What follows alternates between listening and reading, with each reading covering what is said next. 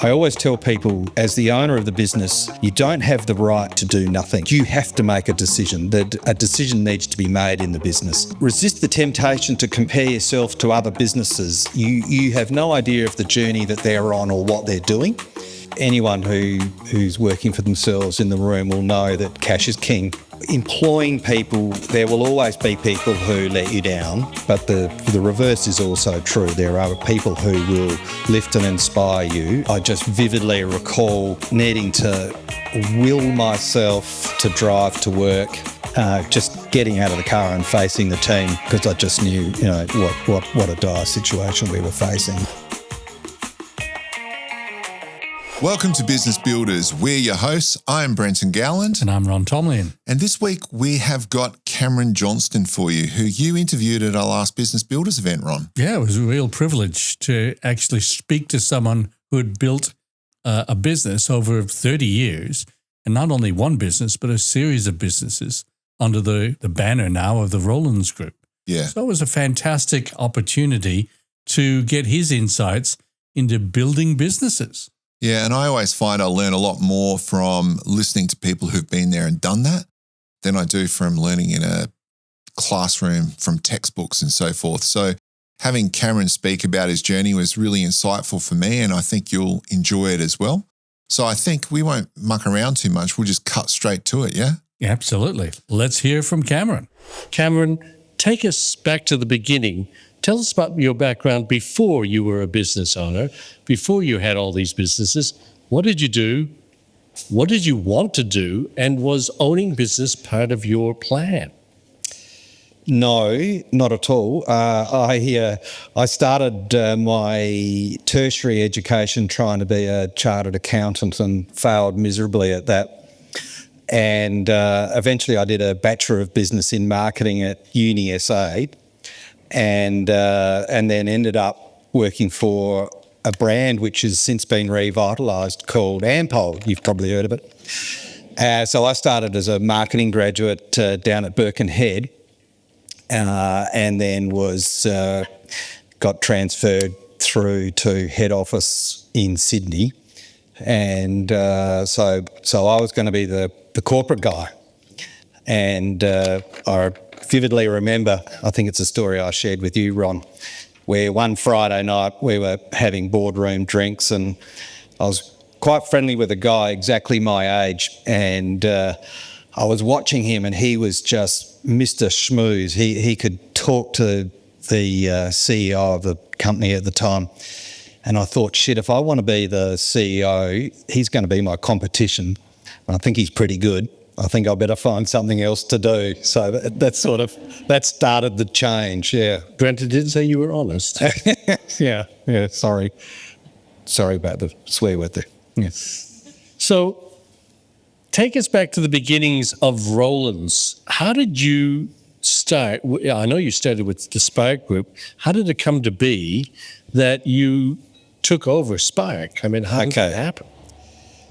It's all fortuitous. So I mentioned that I was not happy. I was a bit unsure about my career at Ampol. So my wife and I just had our first son, and we decided that it would be excellent to come back to Adelaide, for family support, what turned out to be non-existent family support. And so I became the marketing manager for Detmold Packaging, and I was fascinated by, turning trees into paper and then a bag and printing on it, and I really got into that. But I was the marketing manager, and one night I was having a quiet little chat to the then CEO, Rodney Detmold, who's a terrific fellow who I really admire. And I said to him, this marketing business, it's all fluff and bluster. You really don't understand it, do you? And he said, no, just sell me tons of paper. And I thought, bugger, I'm in the wrong spot again. Anyway, so my darling mother was having a bit of a whinge to her bridge partner. And she said, Cameron should buy my husband's furniture business. And ultimately that's what happened. sort of 8 months later. So that's where It's all it about started. who you know. Yeah, indeed, yeah. Did you ever imagine that would develop into what is now a small empire? I'm not so sure about empire, but I think I was very interested in this tiny little business. There were 4 people, and I was really interested, as I mentioned, I love a product's journey from inception to creation and then delivery and all the rest of it. And I really quite like the sort of tactility of getting hold of something and giving it. And I thought, well, maybe this is where I can spend a bit of time on the tools and a little bit of time in the office and bring it together and make something of it. So that was really the full essence of the grand plan. So, So when you had this small business, only 4 people, you say, yeah. what were some of the challenges that you faced and how did you overcome them? Well, there were a myriad of challenges, not the least of which was at the end of the first week trying to work out how you actually pay people. I had no idea. And you keep tax from people and then you give it to someone else. I had no clue what I was going to do. So I rang the previous owner and he came in to help me do my first payroll. So that was really, as simple as that. And the other thing was this really bizarre concept called double entry bookkeeping. That was completely beyond me as well. And as I mentioned, I was a failed accountant. So this was not good on a Friday afternoon trying to work out why my chart of accounts, which was manual in those days, didn't balance. So big problems ahead. So. Okay, so background in accounting, background in marketing, and the challenges were about payroll. So interesting. So what prompted you to expand beyond Spark? You had a small company, seems comfortable. Did you have a structured growth strategy or did it just happen by opportunity? No, I knew I wanted to run something a little bit bigger, so that was the grand plan. And I also had the sort of concept in my mind of diversifying what I perceived to be my risk. So if we weren't selling much street furniture, then we might be selling something else. So the plan was to... So you picked up something from the marketing stuff. Yeah. Do you know Wheaties packet? I just can't remember where I got it, but something stuck in there. So thanks Peter Balan if you're watching. Okay. What was motivating you to grow? Why did you want to grow beyond just that one company? Gosh, that's a good question. That wasn't on the list. I don't know. I think in there somewhere is financial reward. It would be silly to ignore that as a thing. I think I was interested in generating wealth, certainly through toil and effort, but I saw the way to do that by growing the business. Yeah. Now, one of the things I see with business owners, the business owners I deal with, is they struggle with delegation. Yeah. How did your leadership style evolve from basically doing everything, including the payroll? As your business grew, you had to get other people to do things. How did that develop? Well, there might be some people in here today who disagree with me, but I think... Am I okay with delegation? I don't know. I think I was okay. I had the philosophy that... Oops, sorry, Mike. I had the philosophy that if I was delegating you a task, then it was your task to deliver it, and I'd be grumpy with you if you didn't. But that also came with the freedom to mess it up. I was comfortable that you try, you didn't succeed. Well, that was okay. So I think, giving someone the freedom to mess it up, because otherwise I'll end up doing everything and I simply can't. The other thing which I deliberately did is at one stage in the sheet metal business, we changed software from AutoCAD to SolidWorks, and I was an AutoCAD user And I deliberately didn't learn anything about SolidWorks because I didn't want to become a resource, and therefore I'd end up doing it. So when someone says, "Oh, we can't get it drawn in time," well, I go, "Well, fix it because I can't." And I think there's sort of a bit of a discipline in that. So ignorance isn't just bliss; it's strength. That's right. It's power. No, it's not. But yeah. Over the 25 years, Yeah. I'm sure you faced some tough times in business. Yeah. Can you share a major setback that you've had that you've overcome? Anyone who's working for themselves in the room will know that cash is king. And most of my severe duress in business has been caused by HR style issues or IR style issues or cash. And we've had some good examples of both. I can't remember quite when, let's just say 6 or 7 years ago, we were in a real pinch. It was extremely tough. I think I was bordering on drifting into the naughty bank. And I just vividly recall needing to will myself to drive to work I'm getting a bit croaky thinking about just getting out of the car and facing the team because I just knew, what a dire situation we were facing. So that was probably the lowest ebb. But I had a couple of absolute angels who worked for me, and they really were my strength to help get over it. And without them, I don't think we'd still be here today. So if you had one lesson that you'd wished you'd learned earlier on in your business building journey, what would it be?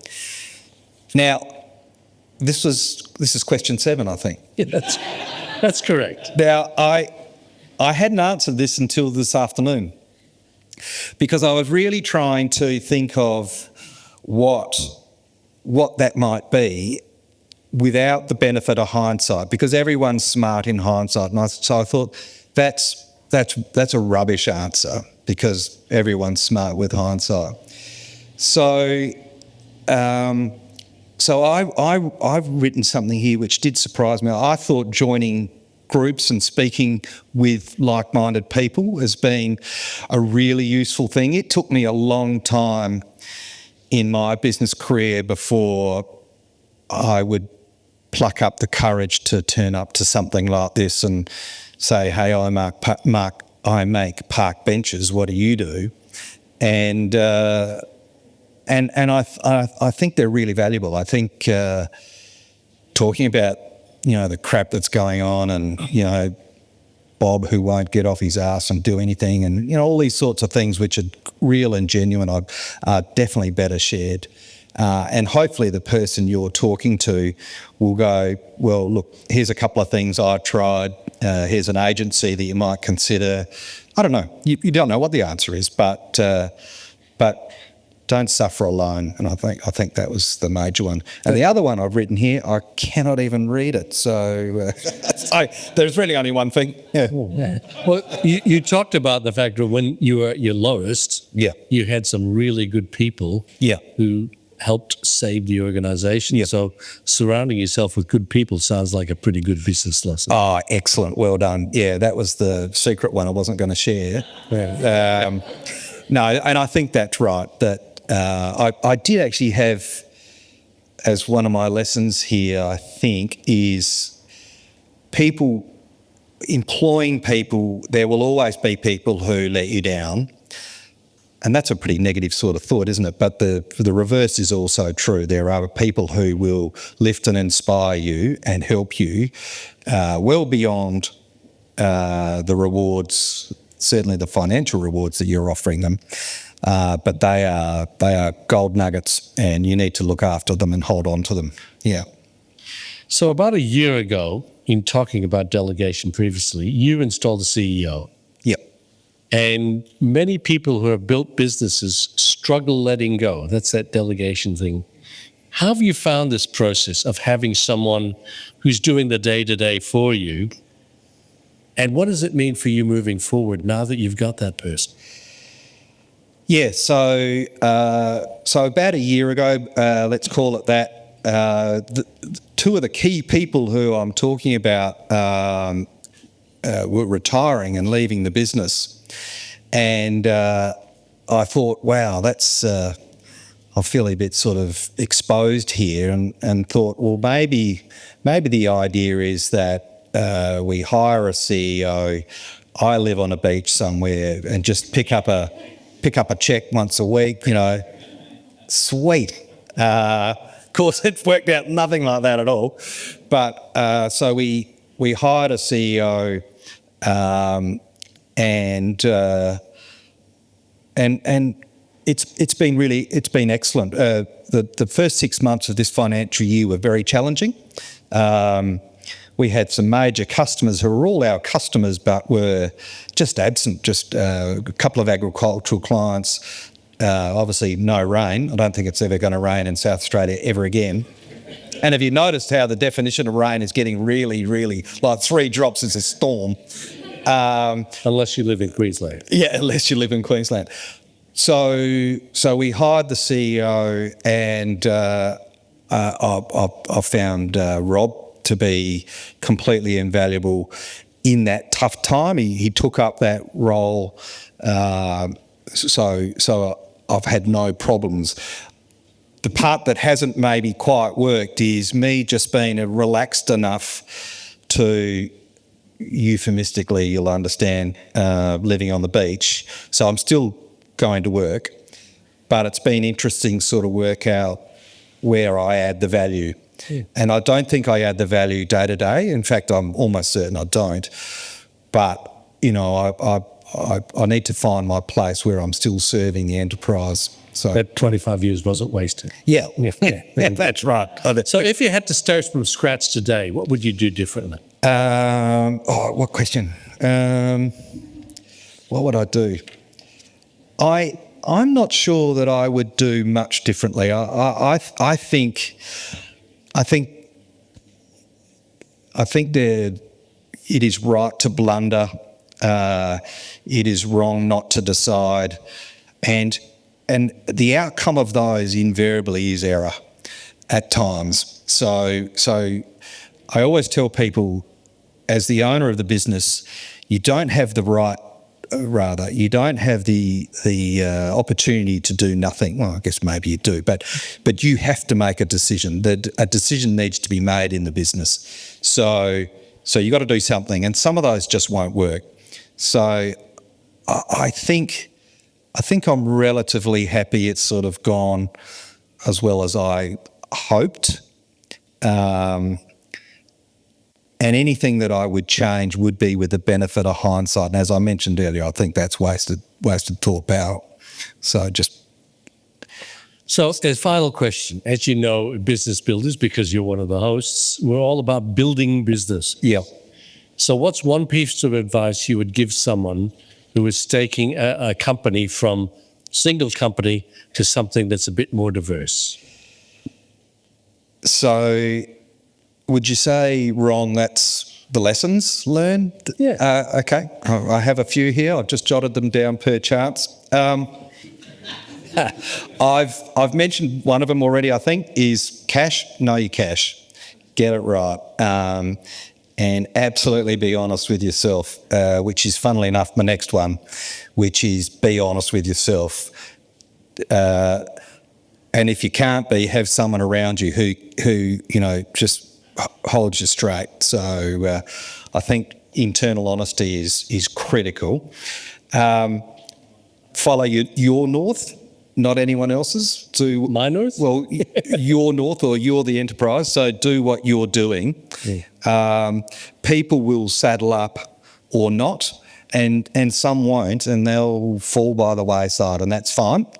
But you've got to keep going where you're going. So I think that's one. I talked about the vagaries of hiring people. That's got a good and a bad side, but be ready for that. one of them I was thinking is resist the temptation to compare yourself to other businesses. You have no idea of the journey that they're on or what they're doing. Derive inspiration and whatever it is, energy to drive your business better, but don't compare yourself with them because they're different, and I think you'll end up upsetting yourself. So, as I say, derive satisfaction, inspiration, but don't compare yourself with others. So somebody said comparison is the thief of joy. Yeah, and I think that's fair. I think I've got here, and I think this is a really important one. A small business is a family business, so there are more than one person on this journey with you. The support from my wife and children has been sensational. Certainly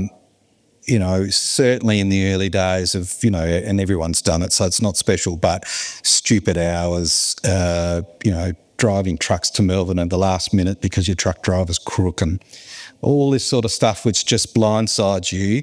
But Rachel and the two boys are absolutely the pillar behind me, and that's why I always talk about we, because it's not me, it's we.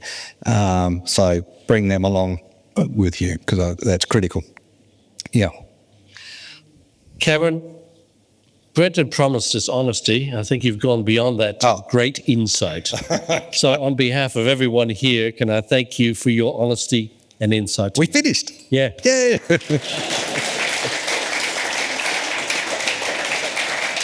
Stay right there. We've gone exactly 30 minutes, which is actually pretty good. Just over 32, don't check me. But I'm going to allow 3 questions and then continue the conversation, talk to Cam. He's one of our hosts here. I said to Cam a while ago, why the hell do you want to be a host with Business Builders? And he said, I want to give back. He said, and this is not a lie, I'm standing behind him so I can't see his face. But he said, I want to actually help people with the things that I've been through. So he's here tonight if you want to chat with him, and there's many other people who are just like that.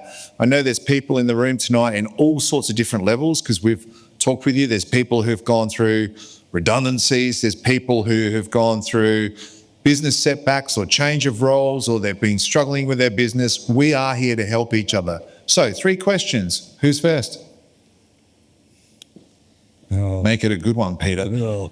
Here we go. So, Cameron, Yep. you just said that you were driving trucks. Yep. So, is that part of your business plan to actually be able to fit in with everyone else's job? I mean, it's great that you have the ability, you've got a truck license, but do you actually feel the need to be able to fill in all the other people's jobs as well?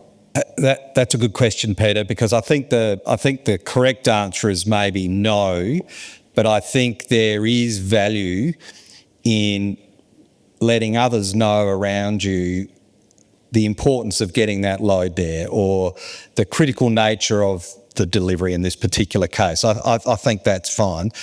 The reason I carry a truck licence is because the first truck that I bought, I thought, I'll be buggered if I'm going to spend 120 grand on a truck and just look at it.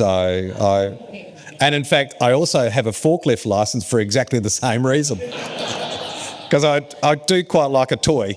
Not that a truck's much of a toy, but yeah, I think your point's right. I think, no, we should have the drivers do the driving, but I think that gets trumped by business requirements and urgency, and I think that's a lesson for everybody, shop floor, CEO, whatever it is. So. Question 2, Don, and then Pratisha. Thank you. Now, I ran a business for a chap for a couple of years, finished in December, and it was great. I enjoyed it. He's a mate of mine, which is always can be, depending on how you take it. Yep. No, we're good friends. Good. What's the secret to making sure you're both on the same page? How do you manage that? How much do you share and how much do you hold back? Yeah, okay. So one of my lessons, and you would have taken notes, no doubt, was honesty. I think there's not much I won't share. I think the more you can be frank and open about what's required and what's needed, the better. And hopefully that's reciprocated by the person who you're chatting to or communicating with, so that between the two of you, you're signalling that you're being open and frank, and hopefully they're doing the same, and you can come to a successful resolution. Build the trust early. I think that's well said, yeah. So that would be my view. So thank you very much. I think that was very interesting. Your whole story is really interesting. We've got very new, different generation, I think, of kids coming through now. And anyway, it's what I'm thinking. I feel old saying that. But what do you think is it that they actually bring to the table now to take businesses forward? Are we out of time, Brenton? Sorry. No, look, gosh, that's a really good question. Okay. First thing, energy. I think young people bring new levels of energy, certainly ideas, certainly an understanding of I'm going to say internet, make myself sound like a complete dickhead, but you know that the social media thing, and they get that, and I'm not sure that I do, and our business needs to be aware of that. So get those around us that do. I think just because I was born in 1965 doesn't mean I don't add any value to the business. So I think I can, I think both parties have got to realise that the healthy mix of both is the best solution. So my job is to try and bridge that age gap. But it is definitely a thing, and don't even start me on the work from home thing. So we really struggle with that internally. Or we do, yeah. So I have a view on that, which I'm just about to share, is I think working from home is something that should be done on an ad hoc needs type basis. I run a manufacturing business.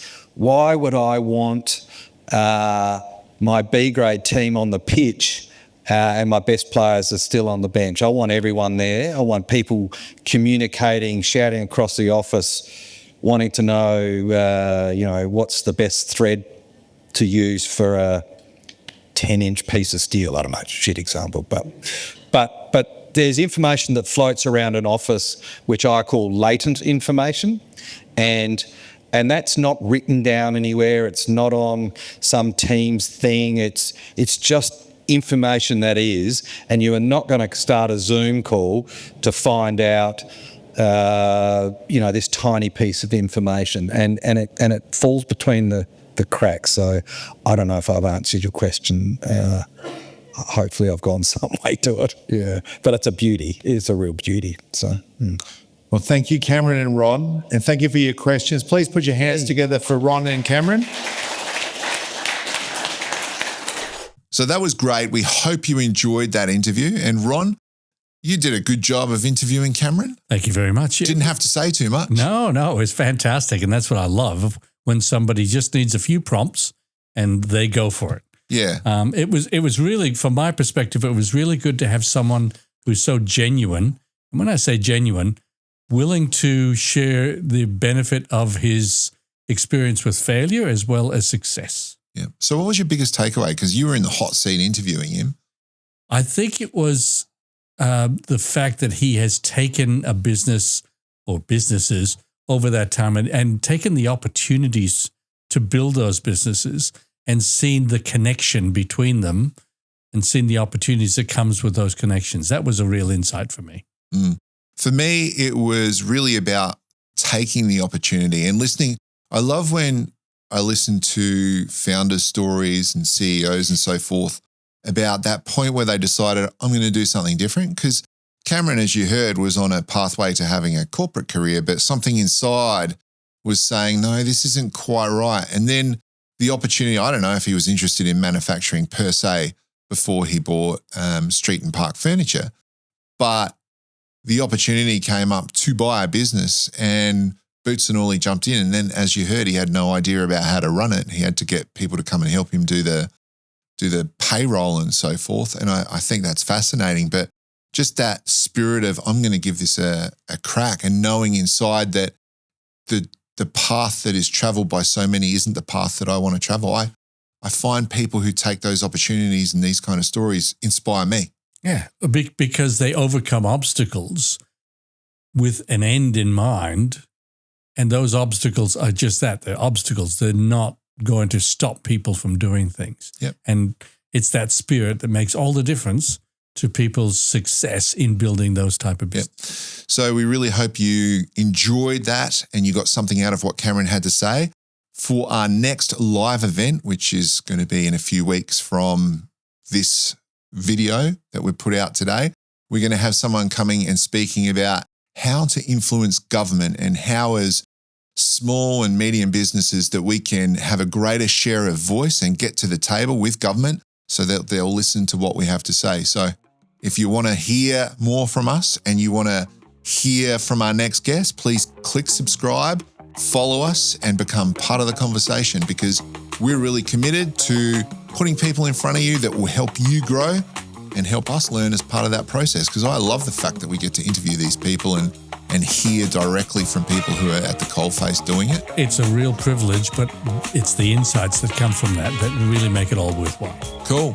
So hit that subscribe button, and until next time, keep on building.